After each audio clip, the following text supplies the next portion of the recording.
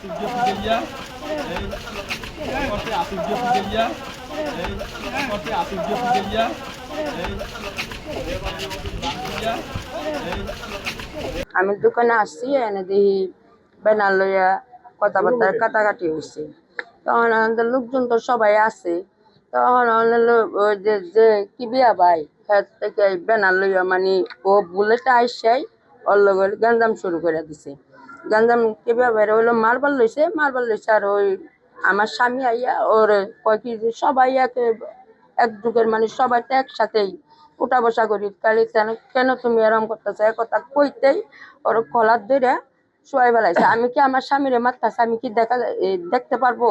তখন আমি কইছি তুমি ওর শরীরে হাত ধোকা কই আমি গেছি আর ও আমার দূরে নির্যাতন করল। মানে এমন ভাবে লাথি মারছে লাথিটা আমার তলফেড়ের মধ্যে লাগছে। তখন এন থেকে ওইটা আরো লোক আছে হেরে থামাইলো। যদি না থামাইতো হেনে আমার লাশ পড়ে যেত। 5টা ব্যানার দিলি টানাইছে, ও একটা টানাইছে, এন একটা টানাইছে, আর দুটো না 3টে আছে, এর মধ্যে বুলেট আছে, ওরা 3জন আছে। আসে কথা আমার ব্যানার দিতে হবে।